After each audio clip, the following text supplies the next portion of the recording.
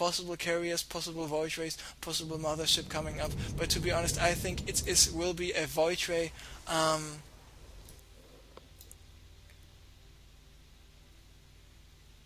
Void ray Phoenix composition, because if you add Phoenixes in the mix, those what are those units called? Those Vikings will be that effective.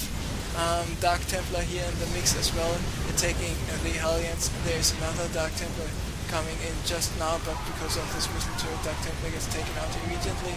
And GoOdy is trying to micro a little bit, and quite a lot of missile turrets, and I'm not sure about the choice here by dde to move in all those siege tanks. And I mean, of course, Immortals do live quite long against those siege tanks, but in the end,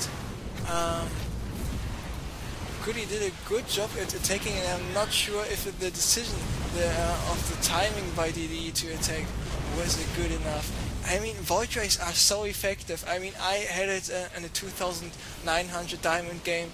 I was playing against a 2600 Masters League guy on Shakura's Plateau, and I just went for 200 void rays with some Phoenixes in the mix. Phoenixes taking the damage from the Vikings, meanwhile the void rays were dealing the damage. And as soon as you get a certain amount of void rays, you just kill missile turrets in a single second. So missile turret is only able to do 24 damage, and then it's over already.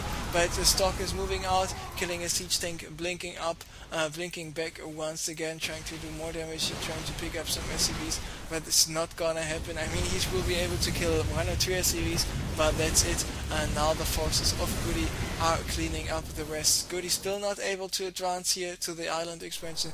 Those 4 Stalkers still waiting. Meanwhile, dde was not only able to saturate and secure the 9 o'clock main base, also now going 9 o'clock natural. Now he's also going for the 9 o'clock main base there.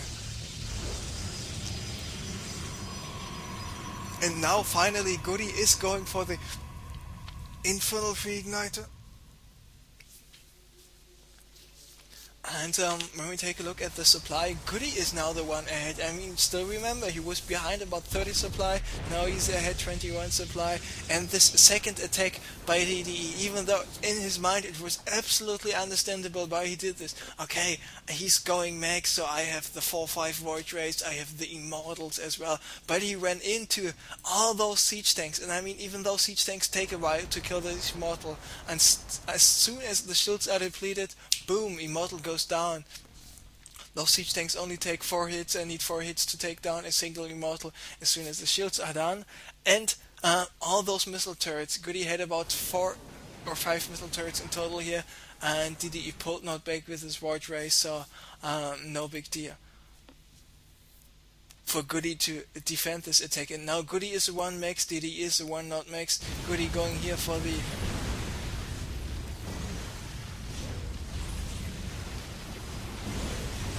3 o'clock natural, and there's a Thor, there is the siege tanks, 2 DTs being warped in, and there is the scan right away, and DT1, DT2 going down. Thor with 48 HP left is still alive. The Thor might get taken out, yes, it will get taken out. So still those 2 Stalkers at least good for something, and nobody is attacking nobody right now. GoOdy still max, and what do you do when you get maxed? You get more upgrades, you get more minerals, you get more gas, and you get more production facilities. How much production facilities does GoOdy have? And yes, there we see 2 additional factories. So he will be able to produce units out of 1, 2, 3, 4, 5, 6 factories, 3 of them with a tech lab. I would guess at least 1 more tech lab, even though 2 more tech labs are possible as well. I mean, with 6 factories and 1 with a reactor, still able to produce quite a lot of siege tanks. So we got a big engagement here off in the middle, and those Immortals just doing a brilliant job at staying alive and killing the tanks at the same time. Meanwhile, the Void Rays coming in here at the top, taking out a lot of siege tanks, attacking the Vikings, but in the end there were too many Vikings, and GoOdy didn't even have to micro even more.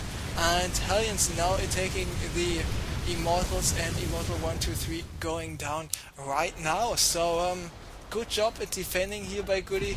Of course, GoOdy needs to watch out that he still gets rid of pylon number 2.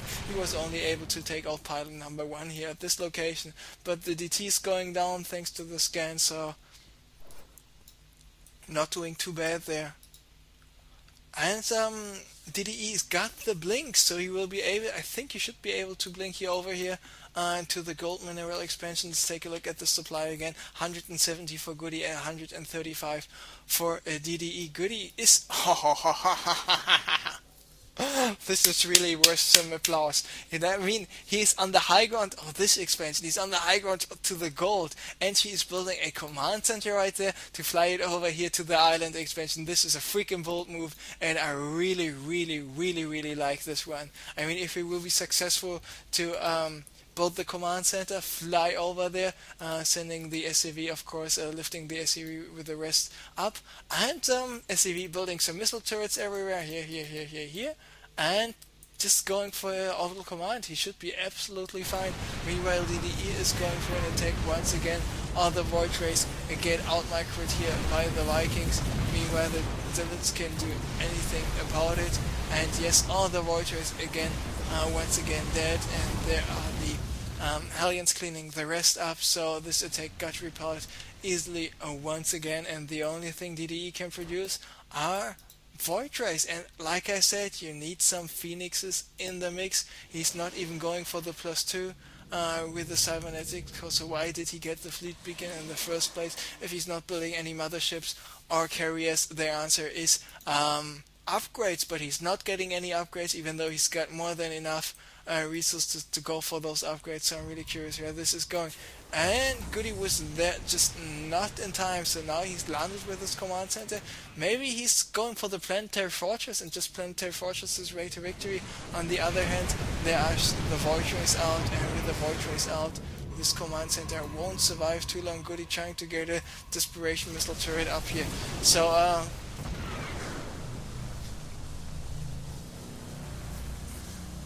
very close call here by DDE to have the Nexus up just in time. And now he's going for some cannons as well. Of course, he wants to secure his island. Meanwhile, GoOdy is still not going to his own island, but now with those bases everywhere, he should be able to protect the entrance to the island here pretty good, even though he's not yet doing it. And finally, there we see the mothership. Never late than never, better late than never. The mothership, of course, with 160 seconds takes quite a while. Actually, it's the unit with the longest build time, even though it's still a special unit and it looks awesome. And the weapon, the Purifier Beam, is a nice name for a weapon as well. He's going for the +3 attack, he's going for the Mars Immortal. So at first GoOdy was behind, then DDE was behind quite a bit. GoOdy even sacrificing some SCVs to free up supply. And GoOdy is going for the +3 as well, so both guys constantly upgrading, constantly expanding. And we take a look at the supply, and yes, GoOdy is 196 and DDE is at 180, those two guys doing quite well there.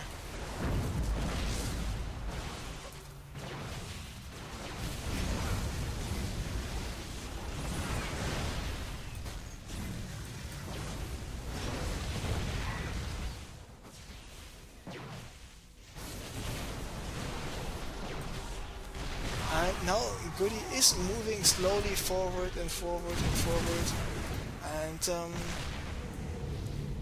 doing a nice job attacking the Void Rays, attacking the Stalkers, attacking the Zealots. And not only is the mothership out there for DDE, we already also see some carriers, we see some Phoenixes in the mix. Of course, the carriers, you need to watch out for those.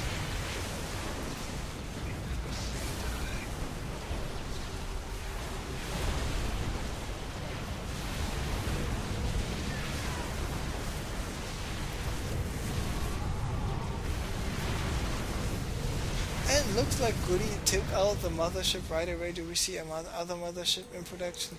No, we do not. But with this mothership being there, he was forcing about 3 scans here of GoOdy, so not the baddest trade at all for DDE, even though he did not do too much with this mothership. Not a single recall, not a single vortex.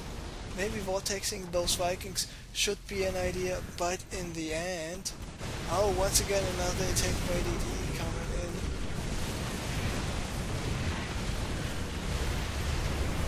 And nice Phoenix action, lifting up those siege tanks using the Immortals to get rid of the rest here.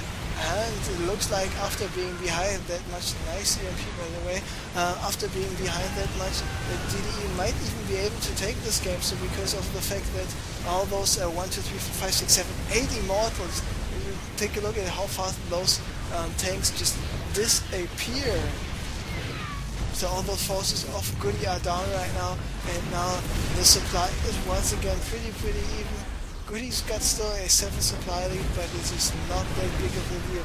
Now we see all those SCVs taking the immortals, and of course SCVs are quite good unit to have, because SCVs don't deal that much damage, they don't have much damage, and immortal lasts quite long against such a thing. But GoOdy's got now a Banshee out. The Banshee is getting rid of one immortal after another, and but I think the damage has been dealt. GoOdy meanwhile was even able to take out the expansion here at the 10 o'clock, and I'm now I'm fighting like freaking hell to stay alive. I fall asleep already once in this game. And like I said, I only slept for 2.5, maybe 3 hours in the last 48 hours.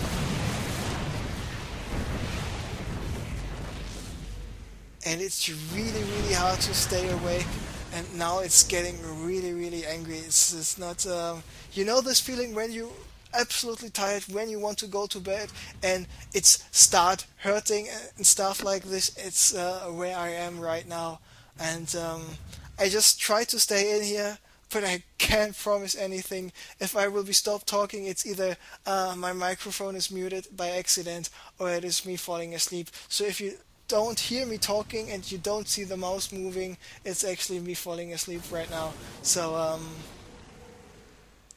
so you're all already informed.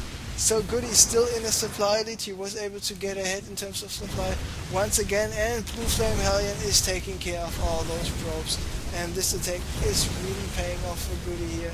I mean, those Hellions will all get taken out. The question is, of course, at what cost? And there are the Hellions finally. They are picking up the remaining. The Phoenix is picking up the remaining Hellions. So now it is time for us to take a look at the units lost. And by the way, we are already 40 minutes in the game. We have 49,000 resources lost for dde, 41,000 for GoOdy. It is dde is mined out at his main, he's mined out at his natural, he is mined out at the gold, he's even gas mined out at the gold, he is halfway mined out here at the 10 o'clock natural, he is got quite a lot of minerals left on the island, and he's halfway mined out here at the 9 o'clock main base, and once again looks like he wants to do some damage here at GoOdy's 3 o'clock main base. He's got so many immortals, I mean 9 immortals in addition to 2 Archons, the pylon, but the pylon on the low ground, not being able to warp some units in here on the high ground, not the best choice.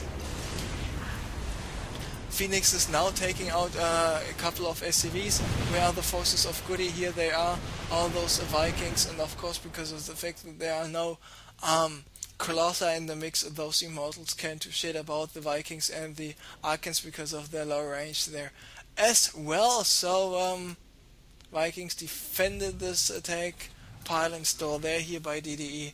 And what is GoOdy having? He is having a shitload of siege tank. He's not even thinking about attacking, and that's why he just wants to play more cost effective, because everybody's got every possible base on each base right now, and the longer the game goes, the more important the units lost tab will be, because assuming they might the same amount of minerals, GoOdy's got 8,000 more minerals right now. There are the Phoenixes once again.